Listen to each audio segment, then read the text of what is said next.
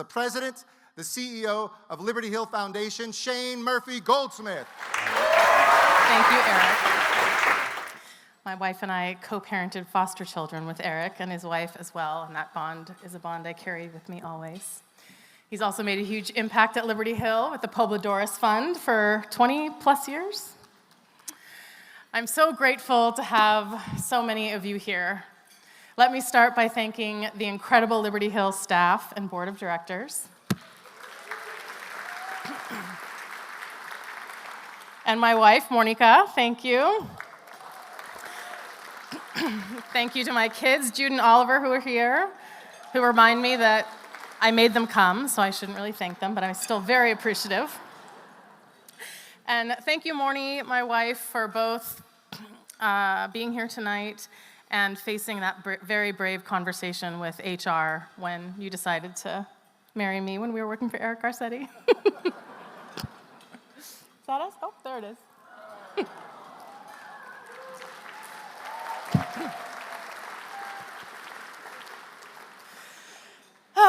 All right. Well, let me start by saying, welcome home. They say a lasting home sits on a strong foundation, and we have built a strong foundation and made ourselves a lasting home. What else can you do from a strong foundation? Give me a place to stand, and I will move the world. That's the philosopher Archimedes. And there are no truer words about what you have done and what a world you've moved. Your story is the story of Los Angeles. In a world with segregated schools, you funded the champions of integration. Where landlords could deny homes to families with children, you broke their refusal. You were there for the people who resisted Reagan's secret wars in Central America, and you were there for the people sounding the first alarms about the AIDS crisis. You understood the barbarity of continuing to jail children, almost all of them black and brown. You powered a movement to get them out, to close their jails and fund protections and nurturing for the kids who come up after them. You saw a city set on fire. I've been at Liberty Hill today longer than I'd been alive in 1992, but I know that the way our community responded to that moment was a turning point for our whole city. You sought out the leaders who could help Los Angeles heal and understand. Understand that economic exploitation, racism, disinvestment were at the root of our pain. But even through it, we had to love our neighbors. You didn't just patch the wounds, you planted seeds that would grow in burnt city soil. You organized the legendary Liberty Hill bus tours. It sounds so simple now, but what a radical act it was to move us across the invisible fences that close hearts to one another and make the work of change possible. Shortly after I got to Liberty Hill, we gave Gary Stewart the Founders Award.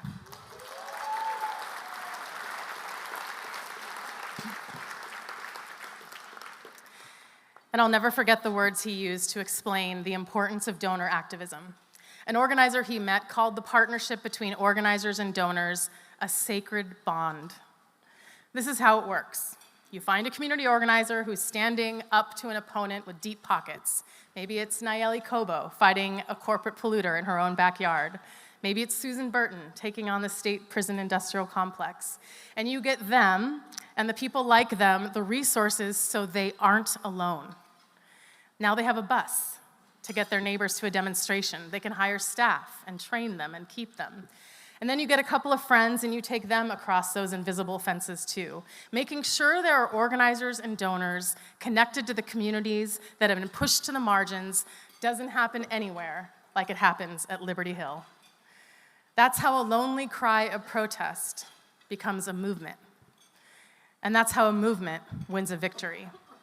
Our friends Eunices, Holly, Isaac, Karen Bass, you changed Los Angeles with support from Liberty Hill years before you ran for public office. You carried the organizer spirit into the halls of power, knowing that you could count on this community to give you just as hard a time as you gave the electeds before you. Who remembers a small group called Santa Monicans for Renters' Rights? Anyone? Thank you. I wouldn't be here if you hadn't. I grew up in Santa Monica, and my family would have lost our home if you hadn't won and defended our rights as renters. That's me and my dad. This is the real work that people in this room did with coffee on the burner and butcher block paper on the walls.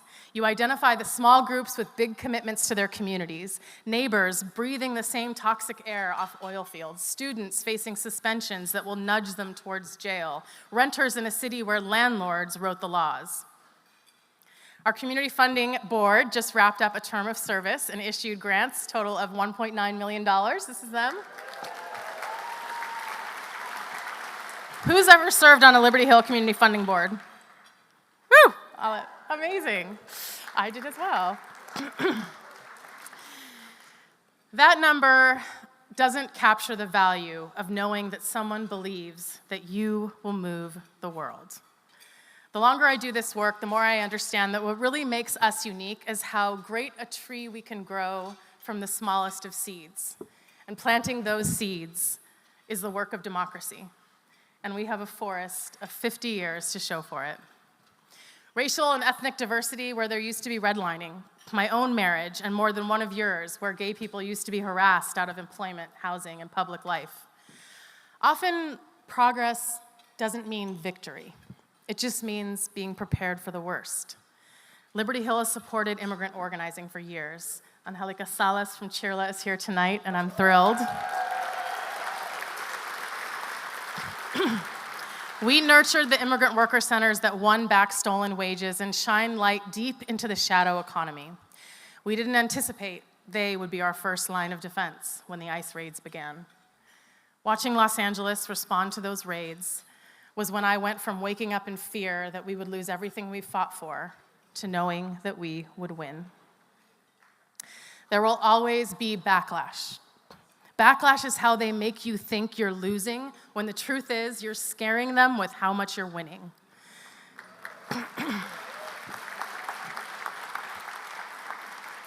Today, our country sits in the hands of a few thousand racists who never forgave us for electing a black president, let alone the New Deal, the civil rights movement. It's chilling. Joanna Jackson is here tonight. Her family was part of that civil rights movement. They lit the flame that we are trying to sustain. She gives me hope that Liberty Hill's vision is not alone. She reminds me that as chilling as that backlash is, it is also a measure of our might. Liberty Hill, this community, its victories and vision, its passion and patience and refusal of shortcuts has allowed me to see a Los Angeles I can love. As a kid, I saw homelessness, racism, pollution, exclusion, and I thought I would need to be an outcast to be free, that I would have to go far away to find a place with values that I could call home. I didn't know how close you already held me. My fellow co-chairs tonight are former Liberty Hill executive directors, Kathy, Tori, Michelle, Mary Jo.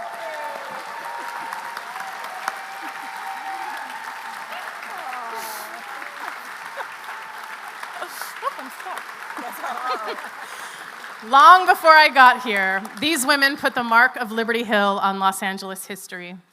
They rooted this organization in solidarity and courage, and because of their leadership, ordinary people working together have transformed Los Angeles again and again.